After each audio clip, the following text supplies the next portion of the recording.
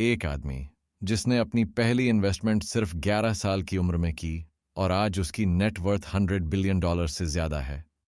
उसने कभी कोई फ्लैशी कार नहीं खरीदी, न ही लग्जरी घर बदले, पर दुनिया के सबसे अमीर लोगों में गिना जाता है। वो इंसान है वॉरेन बफेट। लेकिन सवाल ये है, वो अलग क्या करते हैं जो हम नहीं करते? आज हम समझेंगे वो सोच, वो आदतें और वो डिसीजंस जिन्होंने एक साधारण लड़के को ऑरेकल ऑफ ओमाहा बना दिया। चैप्टर 1, सोच, the power of long term mindset. कल्पना कीजिए, एक छोटा सा लड़का नेब्रास्का के ओमाहा शहर में अखबार बेच रहा है। सुबह स्कूल जाने से पहले वो डोर टू डोर जाता है ताकि कुछ एक्स्ट्रा पैसे कमा सके।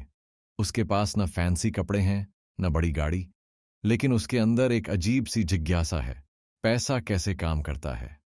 यही लड़का आगे चलकर दुनिया का सबसे बड़ा इन्वेस्टर बनेगा। उसका नाम है वॉरेन बफेट। बफेट की कहानी किसी ओवरनाइट सक्सेस की नहीं है।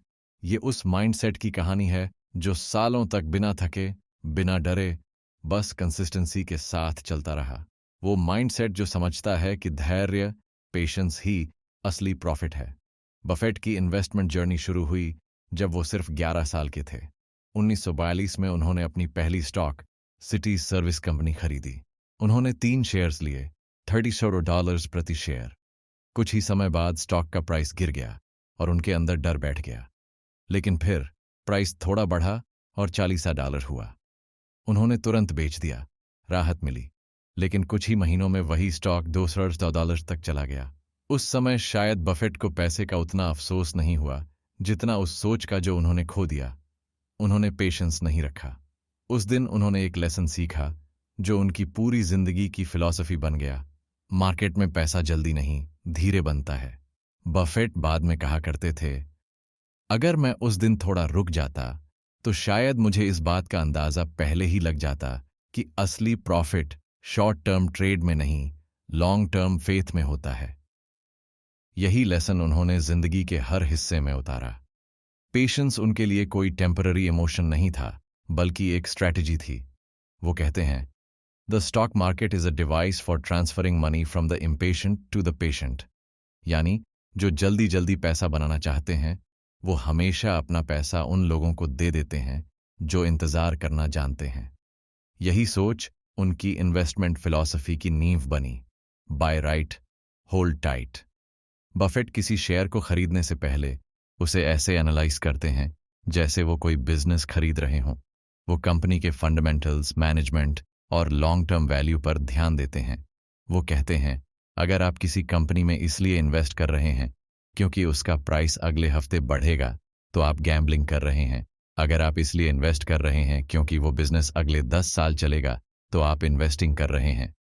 यही फर्क बफेट को दुनिया से अलग बनाता है। लेकिन उनकी सक्सेस सिर्फ पेशेंस तक सीमित नहीं थी।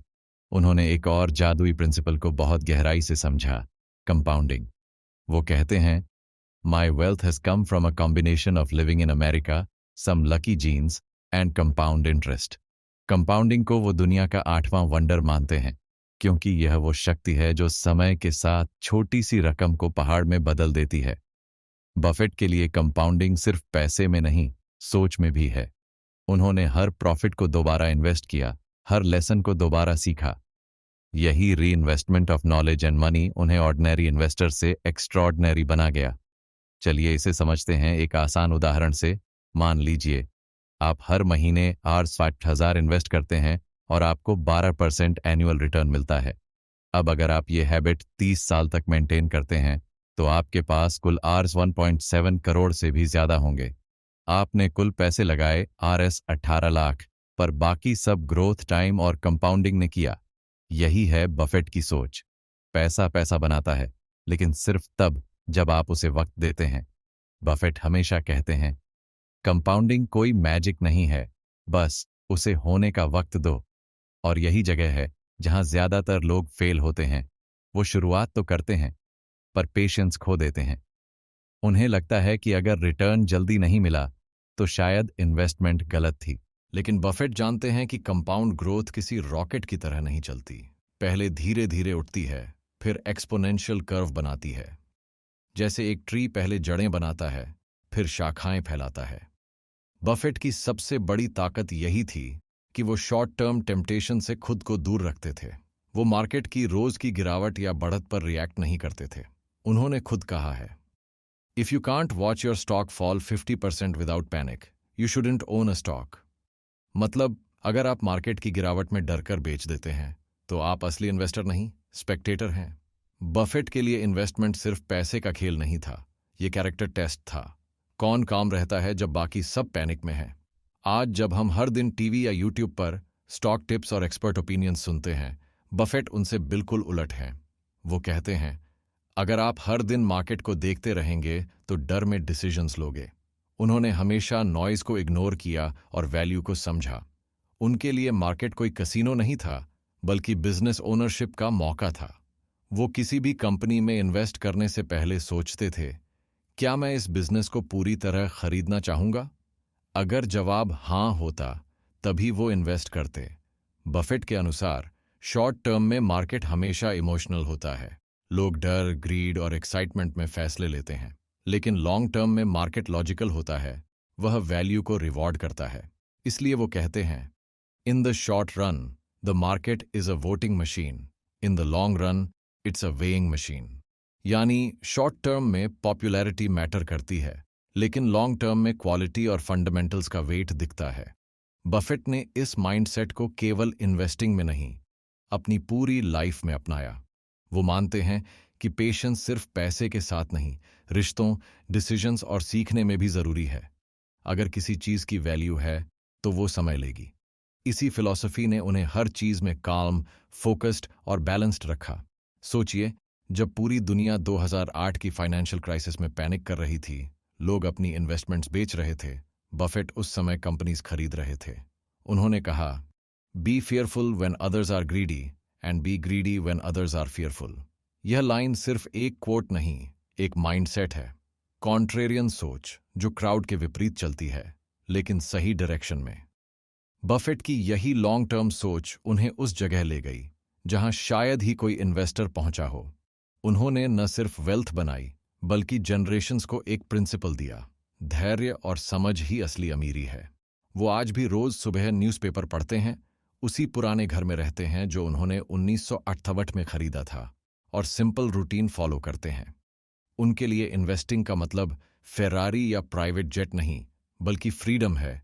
वो फ्रीडम जो आपको बिना तनाव के सोचने देती है। अगर बफेट की फिलॉसफी को एक लाइन में कहा जाए तो वो ये होगी, long term thinking isn't about waiting, it's about believing. और यही डिफरेंस है एक सामान्य इन्वेस्टर और वॉरेन बफेट में। वो मार्केट को हर दिन देखने नहीं बैठते, वो उसे बढ़ने का वक्त देते हैं। वो जानते हैं कि कंपाउंडिंग सिर्फ तब काम करती है जब आप उसे रोकते नहीं। पेशेंस सिर्फ एक वर्च्यू नहीं, एक सिस्टम है। बफेट कहते हैं, you can't produce a baby in 1 month by getting 9 women pregnant. हर चीज को अपना नेचुरल टाइम लगता है, चाहे वो सक्सेस हो, बिजनेस हो या वेल्थ। तो अगर आप भी वॉरेन बफेट से कुछ सीखना चाहते हैं तो ये समझिए, करोड़पति बनने के लिए सबसे पहले करोड़ों की जरूरत नहीं, माइंडसेट की जरूरत है। वो माइंडसेट जो शॉर्ट टर्म लॉस देखकर पैनिक न हो, जो हर छोटे कदम को लॉन्ग टर्म विजन में देखे। क्योंकि बफेट की नज़र में पैसा सिर्फ एक आउटकम है, असली खेल है सोच का। पेशेंस, कंपाउंडिंग और फोकस, यही वो 3 पिलर्स हैं जिन पर बफेट ने अपनी दुनिया बनाई। और जब कोई पूछता है कि उन्होंने ये सब कैसे किया, तो उनका जवाब सरल होता है, I did nothing special, I just weighted. Chapter 2, जीवन शैली, the simplicity that made him billionaire. Warren Buffett की जिंदगी किसी ब्लॉकबस्टर मूवी जैसी नहीं है। उसमें न हाई स्पीड कार चेज है, न लग्जरी यॉट्स की चमक, न 5 स्टार होटल्स में ब्रेकफास्ट्स। वो जिन चीज़ों के लिए दुनिया में लोग दौड़ते हैं, बफेट उनके पीछे कभी नहीं भागे। आज भी 90 साल की उम्र में वो उसी छोटे से घर में रहते हैं जो उन्होंने 1968 में ओमाहा में $31,500 में खरीदा था। कोई मॉडर्न मैंशन नहीं, कोई फ्लैशी रेनोवेशन नहीं, सिर्फ एक घर, एक रूटीन और एक क्लियर पर्पस। जब दुनिया बिलियनेयर्स की एक्सट्रावेगेंस देखकर शॉक होती है, बफेट शांत रहते हैं। वो कहते हैं, लग्जरी तुम्हें अमीर नहीं बनाती, डिसिप्लिन बनाता है। उनकी सोच सिंपल है, पैसा कमाना कोई अल्टीमेट गोल नहीं है, उसे समझदारी से मैनेज करना, उसे सही जगह लगाना और पेशेंस के साथ ग्रो करना ही असली स्किल है। हर सुबह वो मैकडॉनल्ड्स जाते हैं, ब्रेकफास्ट ऑर्डर करते हैं और उसका कॉस्ट हमेशा अपने बजट के हिसाब से रखते हैं। कुछ लोगों के लिए यह हैबिट ट्रिवियल लग सकती है, लेकिन यही सिंप्लिसिटी उनका सबसे बड़ा वेपन है। ग्रीड कभी कंट्रोल नहीं कर पाती जब आप अपनी आइडेंटिटी में सिंप्लिसिटी को एम्ब्रेस कर लेते हैं। बफेट की सिंप्लिसिटी सिर्फ लाइफस्टाइल तक सीमित नहीं है, यह उनकी थिंकिंग में भी है। वो हर दिन कम से कम 5 से 6 घंटे पढ़ते हैं। किताबें, reports, annual filings, business journals, हर चीज। वो कहते हैं, the more you learn the more you earn. उनका सक्सेस सिर्फ इन्वेस्टमेंट डिसीजंस में नहीं है, बल्कि लर्निंग और नॉलेज एक्यूमुलेशन में है।